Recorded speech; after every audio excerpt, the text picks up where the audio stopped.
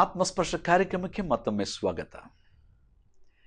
ನಿಮ್ಮೆಲ್ಲರ ಫೋನ್ ಕರೆಗಾಗಿ ತುಂಬ ಥ್ಯಾಂಕ್ಸ್. ನೀವು ಬರೆದಂಥ ಇಮೇಲ್ಗಾಗಿಯೂ ತುಂಬ ಥ್ಯಾಂಕ್ಸ್.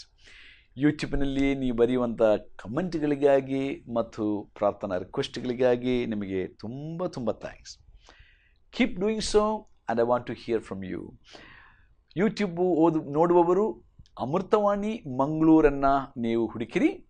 ಅಲ್ಲಿ ನನ್ನ ಸಂದೇಶಗಳೆಲ್ಲವನ್ನು ನೀವು ಪುನಃ ಆಲಿಸಿಕೊಳ್ಳಲಿಕ್ಕೆ ಸಾಧ್ಯ, ವೀಕ್ಷಿಸುವುದಕ್ಕೆ ಸಾಧ್ಯ. ಮತ್ತು ನಿಮ್ಮ ಸ್ನೇಹಿತರಿಗೂ ಯೂಟ್ಯೂಬ್ನಲ್ಲಿ ಬರುವ ಸಂದೇಶದ ಕುರಿತಾಗಿ ಹೇಳ್ರಿ. ಕೆಲವರಿಗೆ ನಿಮ್ಮ ಊರುಗಳಲ್ಲಿ ಟಿ ವಿಯ ಮೂಲಕ ಈ ಸಂದೇಶ ನಿಮಗೆ ಸಿಗೋದಿಲ್ಲ. ಆದ ಕಾರಣ ನೀವು ಯೂಟ್ಯೂಬಿನಲ್ಲಿ ವೀಕ್ಷಿಸಬಹುದು ಮತ್ತು ಕರ್ನಾಟಕ ಮಿಷನ್ ನೆಟ್ವರ್ಕಿನ ವೆಬ್ಸೈಟ್ನಲ್ಲಿ ಕೂಡ ಈ ಕಾರ್ಯಕ್ರಮವನ್ನು ನೀವು ವೀಕ್ಷಿಸಬಹುದು. ಕಾರ್ಯಕ್ರಮಕ್ಕೋಸ್ಕರ ಪ್ರಾರ್ಥನೆ ಮಾಡಿರಿ. ದೇವರು ನಿಮ್ಮನ್ನು ವಿಶೇಷವಾಗಿ ಆಶೀರ್ವದಿಸಲಿ. ಇಂದಿನ ನಮ್ಮ ಅಧ್ಯಯನಕ್ಕೋಸ್ಕರವಾಗಿ ನಾವು ಬೈಬಲ್ನ ಹೊಸ ಒಡಂಬಡಿಕೆಯ ಲೂಕನು ಬರೆದ ಸುವಾರ್ತೆಯ 17ನೇ ಅಧ್ಯಾಯದಿಂದ ಒಂದು ವಚನ ಓದ್ತೀನಿ. For today's our meditation I just want to read to you a verse from the book of Luke chapter 17. Luke chapter 17 and verse 32. A very small verse, very short verse. And it says, remember Lot's wife. Remember Lot's wife. ಲೋಟನ ಹೆಂಡತಿಯನ್ನು ಜ್ಞಾಪಕಕ್ಕೆ ತಂದುಕೊಳ್ಳಿರಿ, ಅಥವಾ ಲೋಟನ ಹೆಂಡತಿಯನ್ನು ಜ್ಞಾಪಿಸಿಕೊಳ್ಳಿರಿ ಎಂಬುವಂಥ ಈ ಒಂದು ಚಿಕ್ಕ ವಚನ ಇಂದಿನ ನಮ್ಮ ಧ್ಯಾನವಾಗಿದೆ. ಓಕೆ, ಕಳೆದ ಅನೇಕ ಸಂಚಿಕೆಗಳಿಂದ ನಾನು ನಿಮ್ಮೊಟ್ಟಿಗೆ ಮಾತನಾಡ್ತಾ ಇರುವಂಥದ್ದು ಯೇಸು ಕ್ರಿಸ್ತನ ಎರಡನೆಯ ಆಗಮನದ ಕುರಿತಾಗಿದೆ. So friends, few months I have been talking to you about the second appearance of the Lord Jesus Christ. ಯೇಸು ಕ್ರಿಸ್ತನ ಎರಡನೆಯ ಪ್ರತ್ಯಕ್ಷತೆಯಲ್ಲಿ ಈ ಲೋಕದ ಅಥವಾ ಪ್ರತ್ಯಕ್ಷತೆಯ ಆ ಸಮಯವು ಬರುವಾಗ ಈ ಲೋಕದ ಗತಿ ಹೇಗಿರುತ್ತದೆ, ಲೋಕದ ಜೀವನ, ಜನರ ಜೀವನ ಶೈಲಿ ಹೇಗಿರುತ್ತದೆ, ಅದರ ಗುರುತುಗಳು ಏನೆಂಬುದಾಗಿ ನಾನು ಹೇಳುತ್ತಾ ಬಂದಿದ್ದೇನೆ. 4ನೇ ವಿಷಯವನ್ನು ನಾನು ಹೇಳಿದೆ. ಆಮೇಲೆ 5ನೇ ವಿಷಯವನ್ನು ಕಳೆದ ಸಂಚಿಕೆಯಲ್ಲಿ ನಾನು ಹೇಳಿದೆ. 5ನೇ ವಿಷಯದಲ್ಲಿ ನೋಡುವಾಗ ಲೋಟನ ದಿನಗಳಂತೆ ಜನರು, ಲೋಟನು ಎಂಬ ಒಬ್ಬ ಮನುಷ್ಯನು ಭೂಮಿಯ ಮೇಲೆ ಜೀವನ ಮಾಡುತ್ತಿದ್ದ. ಸುಮಾರು 3,500 ಕ್ರಿಸ್ತಪೂರ್ವದಲ್ಲಿ, 3,500 ವರ್ಷಗಳು ಕ್ರಿಸ್ತಪೂರ್ವದಲ್ಲಿ. ಅವನ ಕಾಲದಲ್ಲಿ ಇದ್ದ ಜನರ ಜೀವನ ಶೈಲಿ ಹೇಗಿತ್ತು? ಅವರು ಬರೀ ಮದ್ಯಪಾನ ಮಾಡೋರಾಗಿಯೂ, ಬರೀ ಊಟ ತಿನ್ನುವರಾಗಿಯೂ, ಮತ್ತು ಕೊಂಡುಕೊಳ್ಳುವವರು, ಮಾರಾಟ ಮಾಡುವವರು, ಕಟ್ಟಡಗಳನ್ನು ಕಟ್ಟಿಸಿಕೊಳ್ಳುವವರು ಮತ್ತು ನೆಡುವವರು, ಮತ್ತು ಈ ರೀತಿಯಾಗಿ ತಮ್ಮ ಜೀವನಕ್ಕಾಗಿ, ತಮ್ಮ ದೈಹಿಕವಾದ ಜೀವನಕ್ಕೋಸ್ಕರ ಮಾತ್ರ, ಅಥವಾ ಈ ಲೋಕ ಸಂಬಂಧವಾದ ಜೀವನಕ್ಕಾಗಿ ಮಾತ್ರ ಚಿಂತೆ ಮಾಡೋರಾಗಿದ್ದರು ಎಂಬುದಾಗಿ ನಾವು ನೋಡುತ್ತೇವೆ. ಆದ ಕಾರಣ ದೇವರ ಭಯವು ಅವರೊಳಗೆ ಇರಲಿಲ್ಲ, ದೇವರ ವಿಚಾರವೇ ಅವರೊಳಗೆ ಇರಲಿಲ್ಲ.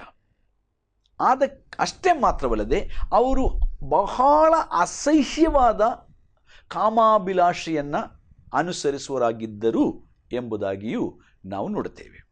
ಈಗ ನಾನು ಇವತ್ತು ನಿಮಗೆ ಓದಿದ ವಚನ ಲೋಟನ ಹೆಂಡತಿಯ ಕುರಿತಾಗಿದೆ. ಅವಳ ಹೆಸರು ಬೈಬಲ್ನಲ್ಲಿ ದೇವರು ಹೇಳ್ತಾ ಇಲ್ಲ. ಒಳ್ಳೆಯದಾಯ್ತು ಅಂತ ಅನಿಸುತ್ತೆ. ಲೋಟನ ಹೆಂಡತಿಯನ್ನು ಜ್ಞಾಪಿಸಿಕೊಳ್ಳಿರಿ ಎಂಬುದಾಗಿ ಇಲ್ಲಿ ನಾವು ಓದುತ್ತೇವೆ. ಇದು ಯಾರು ಹೇಳಿದ ಮಾತು ಗೊತ್ತಾ? ಯೇಸು ಸ್ವಾಮಿ ಹೇಳಿದ ಮಾತು. ಯೇಸು ಸ್ವಾಮಿ ಲೋಟನನ್ನು ಅವನ ಕುಟುಂಬದ ಬಗ್ಗೆಯೂ ಇಲ್ಲಿ ಕೋಟ್ ಮಾಡಬೇಕಾದರೆ, ಉದ್ಧರಣೆ ಮಾಡಬೇಕಾದರೆ, ಜ್ಞಾಪಕ ಪಡಿಸಿಕೊಳ್ಬೇಕಾದರೆ ಇದು ನಿಜವಾದ ಸಂಗತಿ, ನಿಜವಾಗಿಯೂ ನಡೆದಂಥ ಘಟನೆ. ಲೋಟನು ಎಂಬ ಒಬ್ಬ ಮನುಷ್ಯನು ಭೂಮಿಯ ಮೇಲೆ ಬದುಕಿದ್ದ. ಅವನು ಮದುವೆ ಮಾಡಿಕೊಂಡವನಾಗಿದ್ದ. ಅವನಿಗೆ 2 ಹೆಣ್ಮಕ್ಕಳಿದ್ದರು, ಮದುವೆ ಆಗದಂಥ 2 ಹೆಣ್ಮಕ್ಕಳಿದ್ದರು. ಇವೆಲ್ಲವೂ ನಾವು ಬೈಬಲ್ನಲ್ಲಿ ಓದುತ್ತೇವೆ. ಬೈಬಲ್ನ ಮೊದಲನೆಯ ಪುಸ್ತಕ ಆದಿಕಾಂಡ ಪುಸ್ತಕದಲ್ಲಿ ನಾವು ಓದುತ್ತೇವೆ, 18 ಮತ್ತು 19ನೇ ಅಧ್ಯಾಯದಲ್ಲಿ. ಈಗ ಅದರ ಕುರಿತಾಗಿ ಯೇಸು ಕ್ರಿಸ್ತನು, ಅಂದರೆ ಇವರು ಭೂಮಿಯ ಮೇಲೆ ಬದುಕಿ ಸುಮಾರು 3.5 ವರ್ಷದ ನಂತರ ಯೇಸು ಸ್ವಾಮಿ ಭೂಮಿಯಲ್ಲಿ ಹುಟ್ಟಿದ್ದ. ಯೇಸು ಸ್ವಾಮಿ ಹೇಳ್ತಾರೆ, ಲೋಟನ ಕುರಿತಾಗಿ, ಅವನ ಕುಟುಂಬದ ಕುರಿತಾಗಿ. ಹಾಗಾದರೆ ಇದು ಅಜಿಕತೆಯಲ್ಲ. ಲೋಟನೆಂಬವನು ಭೂಮಿಯ ಮೇಲೆ ಬದುಕಿದ್ದಂಥ ಒಬ್ಬ ಮನುಷ್ಯ. ಅವನಿಗೆ ಒಂದು ಕುಟುಂಬ ಇತ್ತು. ಮದುವೆ ಆಗದಂಥ 2 ಹೆಣ್ಮಕ್ಕಳಿದ್ದರು. ಮದುವೆ ಪ್ರಾಯವಾದಂಥ 2 ಸುಂದರಿಯರಾದ ಹೆಣ್ಣು ಮಕ್ಕಳು, ಆದರೆ ಮದುವೆ ಆಗಿರಲಿಲ್ಲ. ಇವೆಲ್ಲ ಬೈಬಲ್ ಹೇಳುತ್ತದೆ. ನೋಡ್ರಿ, ಈಗ ದೇವರೇನು ಹೇಳಿದ, ಇವರ ಕಾಲದಲ್ಲಿ ಇದ್ದಂಥ ಜನರ ಕೆಟ್ಟತನ ಸಹಿಸಲಿಕ್ಕಾಗದೆ ದೇವರು ಇವರನ್ನು, ಈ ಪಟ್ಟಣಗಳನ್ನು ಹಾಳು ಮಾಡುವುದಕ್ಕೆ ತೀರ್ಮಾನ ಮಾಡಿದನು. ಈಗ ಅದರ ಕುರಿತಾಗಿ ನಾನು ಹೇಳಿದೆಯಲ್ಲ, 18ನೇ ಅಧ್ಯಾಯ ಮತ್ತು 19ನೇ ಅಧ್ಯಾಯಗಳಲ್ಲಿ ಆದಿಕಾಂಡ ಪುಸ್ತಕದಲ್ಲಿ ನಾವು ಇದನ್ನು ಓದುತ್ತೇವೆ.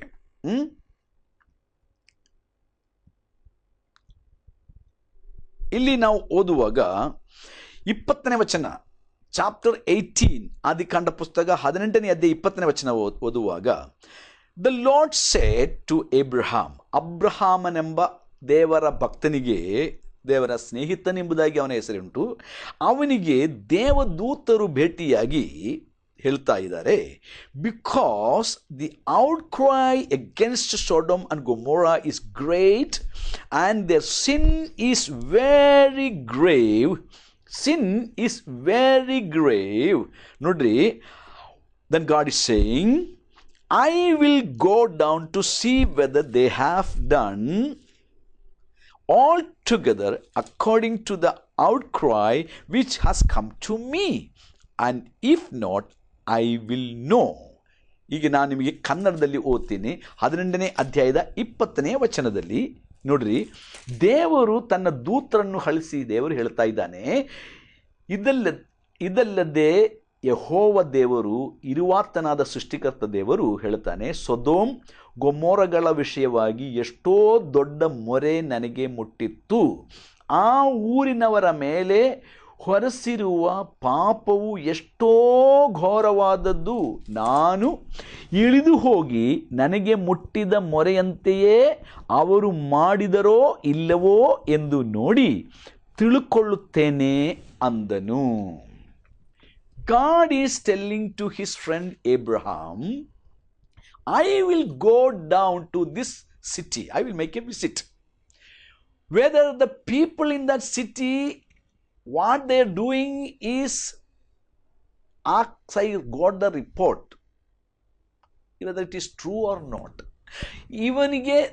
ಇವರು ಈ ಜನರು, ಸೊದೋಮ್ ಮತ್ತು ಗೊಮೋರ ಪಟ್ಟಣಗಳಲ್ಲಿದ್ದಂಥ ಜನರು ಮಾಡುತ್ತಿರುವಂಥ ಈ ಕೆಟ್ಟತನ ನಿಜವೋ ಇಲ್ಲವೋ, ಆ ಒಂದು ಪಟ್ಟಣದೊಳಗಿಂದ ನನಗೆ ಮೊರೆ ಬಂದಿದೆ, ನನಗೆ ಕೂಗು ಬಂದಿದೆ, ಅಥವಾ ನನಗೆ ಪ್ರಾರ್ಥನೆ ಬಂದಿದೆ, ನನಗೆ ಈ ಪಟ್ಟಣದಿಂದ ಪ್ರೇಯರ್ ರಿಕ್ವೆಸ್ಟ್ ಬಂದಿದೆ.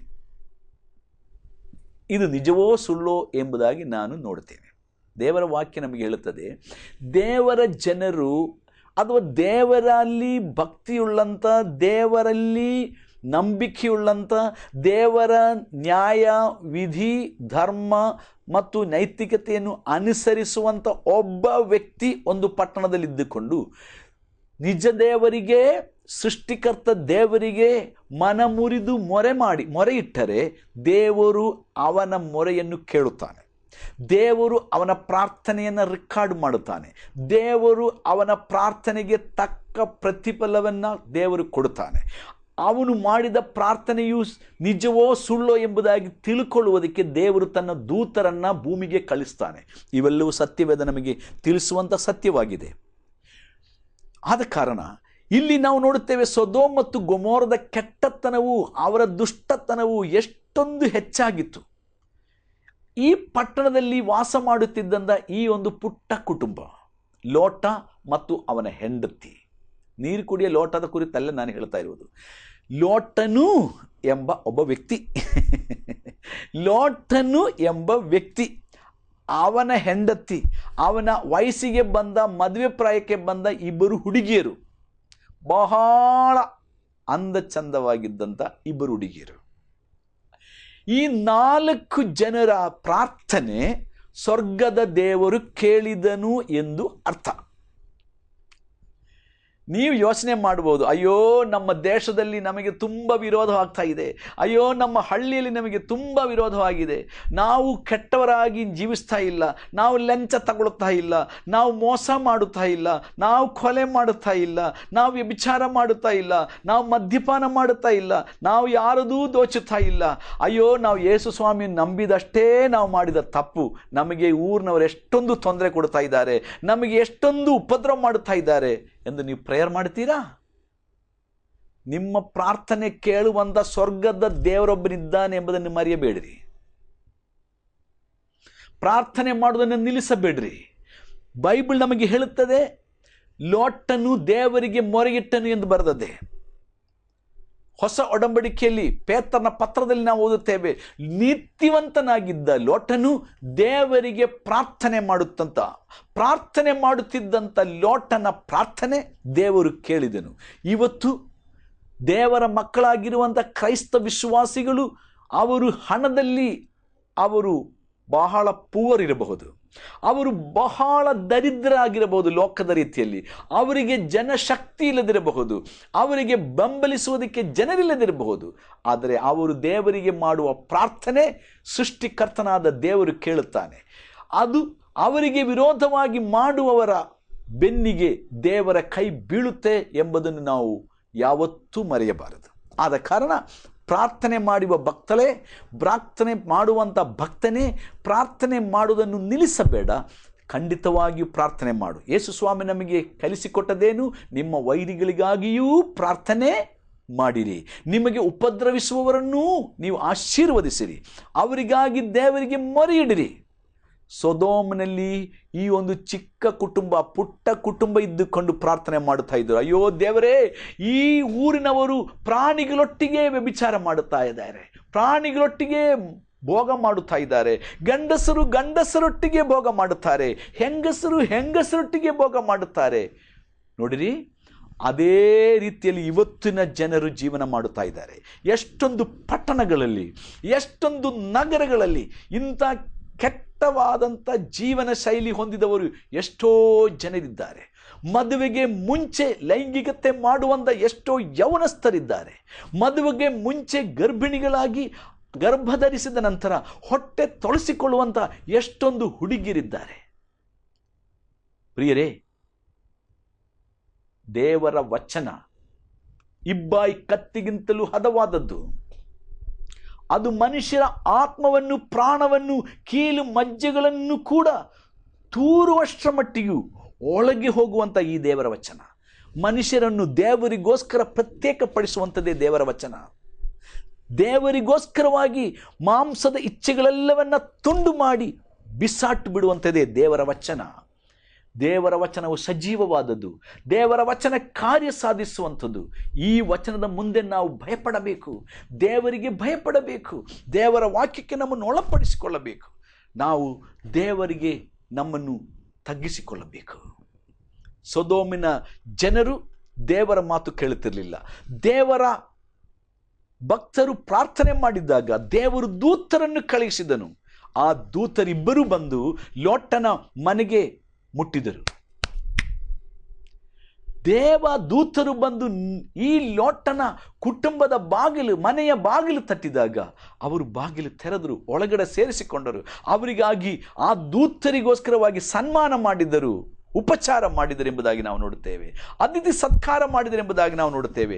ದೂತರುಗಳು ಹೀಗೆ ಒಳಗಡೆ ಇರುವಾಗ, ಎಲ್ಲಿಂದಲೋ ಬೇರೆ ಊರಿನಿಂದ ಯಾರೋ ಪುರುಷರಿಬ್ಬರು ಬಂದಿದ್ದಾರೆ. ನನಗೆ ಓದುವುದಕ್ಕೆ ಸಮಯವಿಲ್ಲ, ಆದಿಕಾಂಡ ಪುಸ್ತಕ ನೀವೇ ಓದಿಕೊಳ್ಳಿರಿ, ಅಲ್ಲಿ ಬರೆದದೆ 18 ಮತ್ತು 19ನೇ ಅಧ್ಯಾಯಗಳಲ್ಲಿ. ಯಾರೋ ಬೇರೆ ಪುರುಷರು, ಇಬ್ಬರು ಸುಂದರರಾದ ಪುರುಷರು, ನಮ್ಮ ಹಳ್ಳಿಗೆ ಸೇರದವರು, ನಮ್ಮ ಪಟ್ಟಣಕ್ಕೆ ಸೇರದವರು ಇಬ್ಬರು ಬಂದಿದ್ದಾರೆ. ಒಳ್ಳೆ ಎತ್ತರದವರು, ಒಳ್ಳೆ ಸುಂದರರಾದವರು. ದೇವದೂತರು ಬಹಳ ಸುಂದರರು ಗೊತ್ತಾ ನಿಮಗೆ? ದೇವದೂತರುಗಳು ಬಹಳ ಬಲಿಷ್ಠರು ಗೊತ್ತಾ ನಿಮಗೆ? ಬಹಳ ದೊಡ್ಡ ಶರೀರಿಗಳು ದೇವದೂತರು, ಬಹಳ ಸುಂದರರು. ದೇವದೂತರುಗಳು ಬಹಳ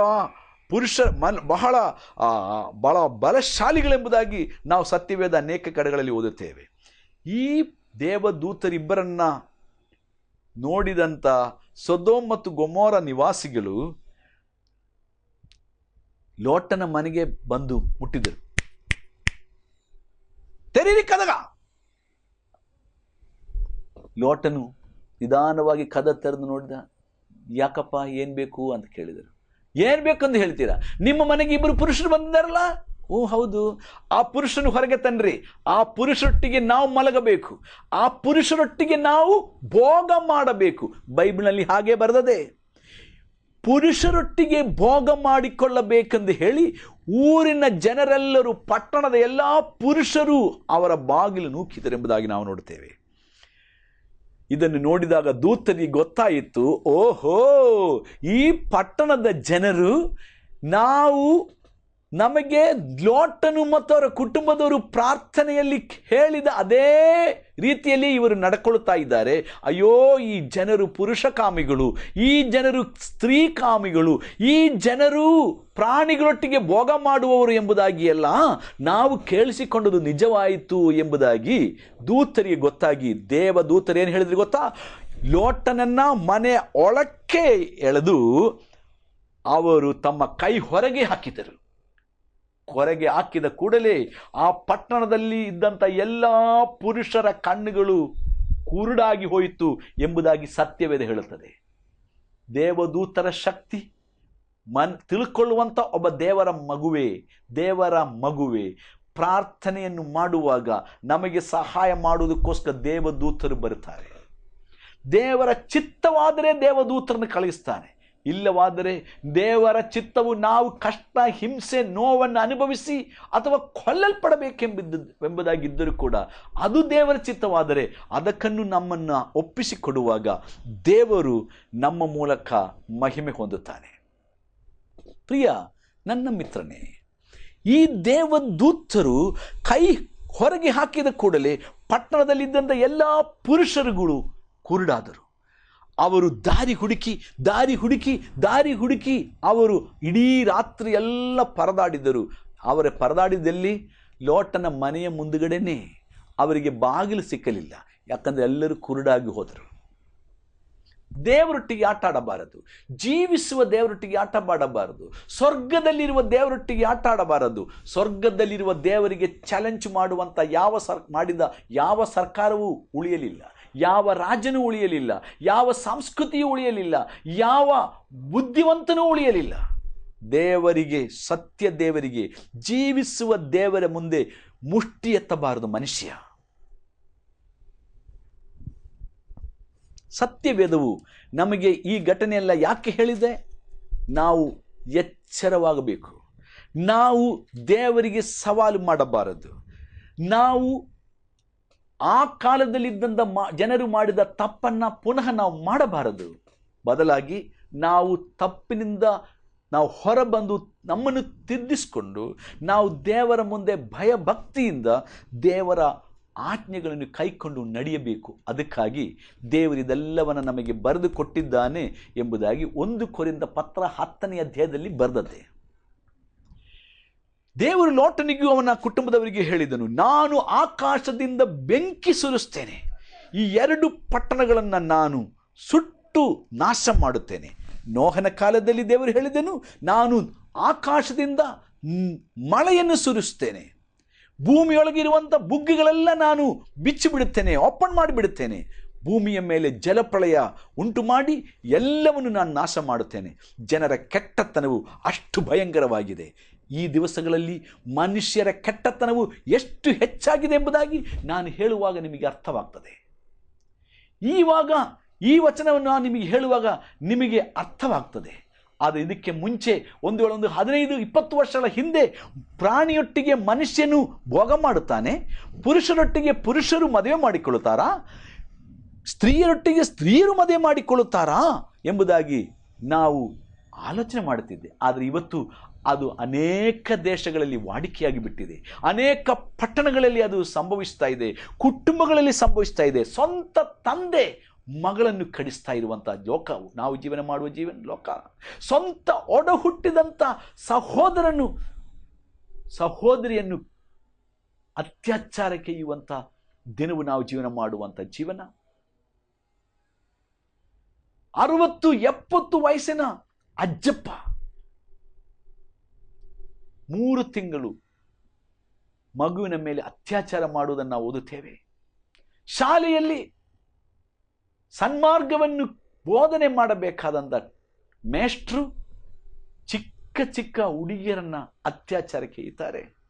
ಅಥವಾ ಮದುವೆಯಾದಂಥ ಟೀಚರು ತನ್ನ ಕ್ಲಾಸಲ್ಲಿರುವಂಥ ಹುಡುಗನೊಟ್ಟಿಗೆ ಓಡಿ ಹೋಗ್ತಾಳೆ. ಜಗತ್ತಿನಲ್ಲಿ ನಡೆಯುತ್ತಿರುವಂಥ ಘಟನೆಗಳು ನಾವು ಓದುವಾಗ ಎಷ್ಟೊಂದು ಅಸಹ್ಯ ನಮಗೆ ಅನಿಸ್ತಲ್ವೇ? ಆದರೆ ನಿಜ. ಯಾಕಂದರೆ ಜಗತ್ತಿನ ಅಂತ್ಯವು ಸಮೀಪವಾಗಿದೆ. ಅಂತ್ಯಕಾಲದ ಗುರುತಿವಲ್ಲ.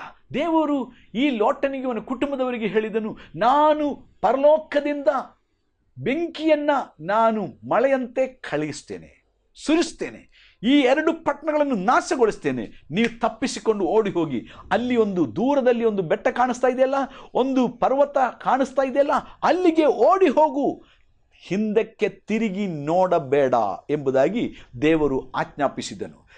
ಹಿಂದಕ್ಕೆ ತಿರುಗಿ ನೋಡಬೇಡ. ಎಲ್ಲರೂ ಓಡುತ್ತಾ ಇದ್ದರು. ಲೋಟನು ಓಡುತ್ತಾ ಇದ್ದಾನೆ, ಹೆಂಡತಿ ಓಡುತ್ತಾ ಇದ್ದಾಳೆ, 2 ಹೆಣ್ಮಕ್ಕಳು ಯವನಸ್ಥರು ಓಡುತ್ತಾ ಇದ್ದಾರೆ. ದೇವರು ಹೇಳಿದ ಆಜ್ಞೆ ಏನು? ಹಿಂದಕ್ಕೆ ತಿರುಗಿ ನೋಡಬೇಡ, ಮನೆಯ ಕಡೆಗೆ ತಿರುಗಿ ನೋಡಬೇಡ, ನಿಮ್ಮ ಪಟ್ಟಣದ ಕಡೆಗೆ ತಿರುಗಿ ನೋಡಬೇಡ, ಗೋಮಾರ ಕಡೆಗೆ ತಿರುಗಿ ನೋಡಬೇಡ, ಸೊದೋಮ್ ಪಟ್ಟಣ ಕಡೆಗೆ ತಿರುಗಿ ನೋಡಬೇಡ. ನೀವು ಆ ಸ್ಥಳ ಮುಟ್ಟುವ ತನಕ ಹಿಂದಕ್ಕೆ ನೋಡಬಾರದು. ಆದರೆ ಅವರೆಲ್ಲರೂ ಓಡುತ್ತಾ ಇದ್ದರು. ಲೋಟನು ಓಡುತ್ತಾ ಇದ್ದ, ಹೆಂಡತಿ ಓಡುತ್ತಾ ಇದ್ದಳು, ಮಕ್ಕಳಿಬ್ಬರು ಓಡುತ್ತಾ ಇದ್ದರು. ಆದರೆ ಮಧ್ಯದಲ್ಲಿ but that but is the was the end that but was the end of Mrs. Lot. ಆದರೆ ಎಂಬುವಂಥ ಆ ಪದವು ಲೋಟನ ಹೆಂಡತಿಯ ಕೊನೆಯ ಗಳಿಗೆಯಾಗಿತ್ತು. ಅವಳಿಗೆ ತನ್ನ ಮನೆಯಲ್ಲಿದ್ದಂಥ ಆಸ್ತಿ, ತನ್ನ ಮನೆಯಲ್ಲಿದ್ದಂಥ ಒಡವೆಗಳು, ತನ್ನ ಮನೆಯಲ್ಲಿದ್ದಂಥ ಬಟ್ಟೆಗಳು, ತನ್ನ ಮನೆಯಲ್ಲಿದ್ದಂಥ ಆಸ್ತಿಗಳು ಮರಿಲಿಕ್ಕಾಗಲಿಲ್ಲ. ಅವಳು ನೆನಪು ಮಾಡಿಕೊಂಡಳು, ಅಯ್ಯೋ ನನ್ನ ಒಡವೆ, ಅಯ್ಯೋ ನನ್ನ ಬಟ್ಟೆ, ಅಯ್ಯೋ ನನ್ನ ಆ ಒಂದು ಪಾತ್ರೆಗಳು, ಅಯ್ಯೋ ನನ್ನ ಮೃಗ ಸಂಪತ್ತು, ನನ್ನ ಆಡು ಕುರಿಗಳು, ಅಯ್ಯೋ ನನ್ನ ದನ ಕುರಿಗಳು, ಇವೆಲ್ಲ ಅವಳಿಗೆ ಮರಿಲಿಕ್ಕಾಗಲಿಲ್ಲ. ಇವತ್ತು ಅನೇಕರಿಗೆ ದೇವರನ್ನು ಹಿಂಬಾಲಿಸಲಿಕ್ಕೆ ಮನಸ್ಸಿಲ್ಲದಿರುವುದಕ್ಕೆ ಕಾರಣ ಅವರ ಸ್ಥಾನ, ಅವರ ಪದವಿ, ಅವರ ಗೌರವ, ಅವರ ಕುಟುಂಬತನ, ಅವರ ಮನೆತನ, ಅವರ ಆಸ್ತಿ, ಅವರ ಅಧಿಕಾರ, ಅವರ ಒಡವೆಗಳು, ಅವರ ಬಟ್ಟೆ ಬರೆಗಳು, ಇವೆಲ್ಲವನ್ನು ನೆನಪು ಮಾಡಿಕೊಳ್ಳುವಾಗ ದೇವರ ವಚನವಾದ ಸತ್ಯವೇದವನ್ನು ಅನುಸರಿಸಿ ಯೇಸು ಕ್ರಿಸ್ತನನ್ನು ಹಿಂಬಾಲಿಸುವುದಕ್ಕೆ ಅವರ ಹೆಜ್ಜೆ ಮುಂದೆ ಇಡಲಿಕ್ಕಾಗುತ್ತಾ ಇಲ್ಲ. ಬದಲಾಗಿ ಅವರ ಹೆಜ್ಜೆ ಇದು ಸತ್ಯವೆಂದು ಗೊತ್ತಿದ್ದರೂ ಕೂಡ ಅವರು ಹಿಂದಕ್ಕೆ ಅವರು ಜರೆದುಕೊಳ್ತಾರೆ.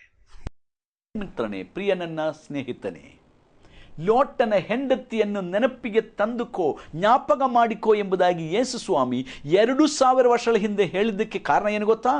ಅವಳ ಹೆಸರು ಬೈಬಲ್ ಹೇಳ್ತಾ ಇಲ್ಲದಿದ್ರೂ ಕೂಡ ಅವಳನ್ನು ನೆನಪು ಮಾಡಿಕೋ ಎಂಬುದಾಗಿ ದೇವರು ಹೇಳಿದ್ದಕ್ಕೆ ಕಾರಣ, ಅವಳು ಹಿಂದಕ್ಕೆ ನೋಡಿ ನಾಶವಾದ ಹಾಗೆ ನೀನು ನಾಶವಾಗಬಾರದು.